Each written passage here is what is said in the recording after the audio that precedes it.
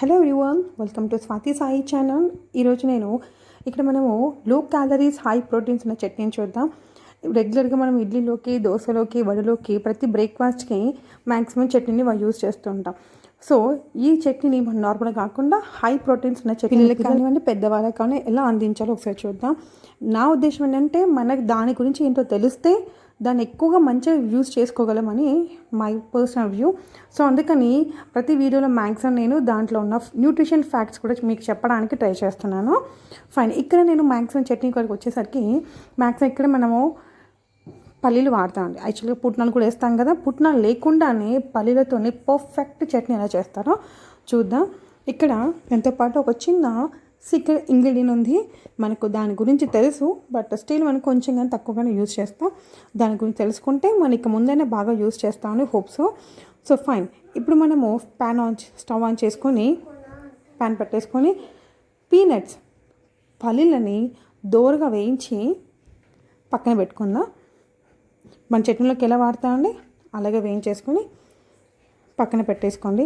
So దీంట్లో ఉన్న మన న్యూట్రిషన్స్ వాల్యూ తెలుసు కదా. మనకి ఎప్పుడు ఐరన్ తక్కువ ఉందంటే కూడా పెద్దవాళ్ళు పల్లీలతో చేసిన ఒక స్వీట్ని కానీ బెల్లంతో కానీ కలిపి తినాలి. రెగ్యులర్గా తీసుకోవడం వల్ల ఐరన్ డెఫిషియన్సీ అనేది పోతుందని చెప్తుంటారు కదా.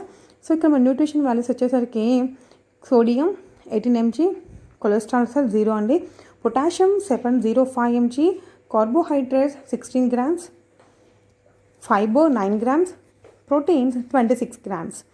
The same time calcium 9%, iron చూసారా 25%, విటమిన్ B6 వచ్చేసరికి 15%, మెగ్నీషియం 42%. సో మన రెగ్యులర్ లైఫ్లో దీన్ని యూజ్ చేయడానికి ట్రై చేద్దాం. సో ఇప్పుడు మన రెసిపీకి వచ్చేసరికి ఒక ప్యాన్ తీసుకొని దాంట్లో ఒక 2 tablespoon ఆయిల్ వేయండి. ఇలా ఆయిల్ వేసాక కొంచెం జీలకర్ర, నేను అక్కడ జీలకర్ర వేసేసాను కొంచెం. సో ఇప్పుడు కొంచెం జీలకర్ర చిట్టుపడలాడాక ఆనియన్స్, మనం తీసుకున్న 1 కప్ దాంట్లో నేను కొంచెం 25% వరకు ఆనియన్స్ తీసుకున్నాను. ఇక్కడ ఆనియన్స్ కూడా సీక్రెట్ ఇంగ్రీడియంట్ అండి.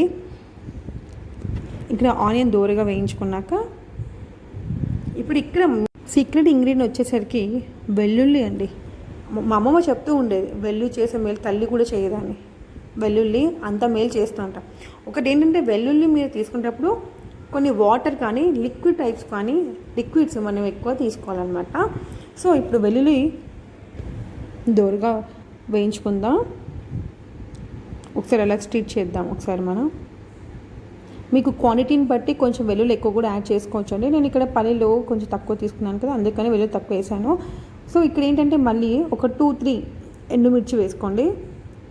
మీరు ఎండుమిర్చి ఇష్టపడేలా కాకుండా మీరు పచ్చిమిర్చి కూడా యాడ్ చేసుకోవచ్చు. నేనేం చేశానంటే ఇక్కడ కొంచెం ఎండుమిర్చిని కొంచెము పచ్చిమిర్చి వేసాను. ఓన్లీ 1 పచ్చిమిర్చి తీసుకున్నాను. ఎందుకంటే ఒకటి మాత్రం ఏదో తీసుకున్నానంటే ఇది చాలా ఘాటుగా ఉంది, అందుకని ఒకటే తీసుకున్నాను. కారం ఎక్కువగా ఇష్టపడే వాళ్ళు ఉంటే మాత్రం ఒక 2-3 తీసుకున్నా పర్వాలేదు. నేను చాలా తక్కువ క్వాంటిటీ చేస్తున్నాను కాబట్టి ఒకటే యాడ్ చేశాను. కానీ ఈ రెసిపీ ఒక్కసారి ఈ చట్నీ టేస్ట్ చేశారంటే ఖచ్చితంగా ప్రతిసారి ఇదే చేసుకొని ట్రై చేస్తా. చాలా డిఫరెంట్గా ఉంది, తెలియని వాళ్ళకి యూస్ఫుల్ అవుతుంది. నేను అప్లోడ్ చేస్తున్నాను, సో ట్రై చేసి చూడండి. మా ఇంట్లో చాలా ఇష్టంగా తింటారు. ఫైన్, ఇలా తీసుకొని కొంచెము లైట్గా కరివేపాకుని కొంచెం కరివేపాకు వేసుకొని ఒకసారి స్టిచ్ చేసుకొని ఇలా కొంచెం మగ్గినట్టు అవ్వగానే మనము పక్కన పెట్టేసుకుందాం. ఇలా పక్కన పెట్టేసుకున్న సేపు మనకి చల్లబడుతుంది కదా. సో దాని తర్వాత అంతలోపు మనము ఒక జార్ తీసుకొని దాంట్లో మనం వేయించి పెట్టుకున్న పల్లీలను యాడ్ చేసుకొని, తర్వాత ఈలోపు మనం అక్కడ పోపు వేసి చల్లబడిపోయి ఉంటుంది కదా. సో దాన్ని తీసి స్లోగా మనం వేసుకుందాం, జార్లో వేసేద్దాం. అక్కడ మీరు వంతే గుర్తుపెట్టుకుని ఆయిల్లో మనం వెల్లుల్లి వేసే ముందు బాగా చితకొట్టి దంచి వేసేయండి, లేదంటే అది చిటపటలాడి మీద పడే ఛాన్స్ ఎక్కువగా ఉంటాయి. కొంచెం జాగ్రత్తగా ఉండండి అక్కడ. సో మొత్తం నేను పోపు మొత్తం తీసి జార్లో వేసేసుకుంటున్నాను. సో ఇది టేస్ట్ మాత్రం చాలా ఎమ్మిగా మీకు పోపేసో తెలిసిపోతుందండి మీకు. సో ఇప్పుడు కొంచెం నేను టేస్ట్కి తగ్గట్టుగా సాల్ట్ యాడ్ చేసుకొని మిక్సీ పెట్టేద్దాం.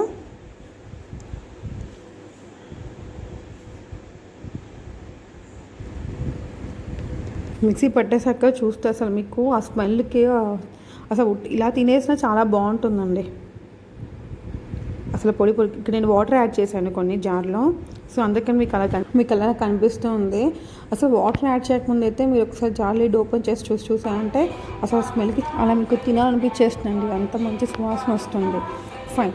ఇప్పుడు మనకు కొన్ని వాటర్ మిక్సీ పట్టేసాం కదా, అది చూడండి పేస్ట్ ఎలా అయిందో.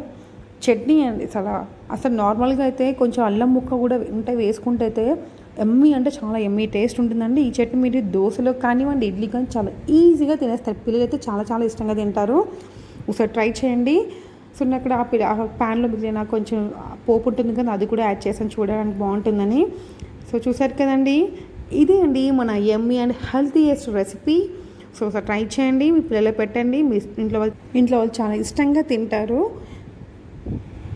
If you like the video, please don't forget to click on the like button and please subscribe my channel, and thank you for watching. And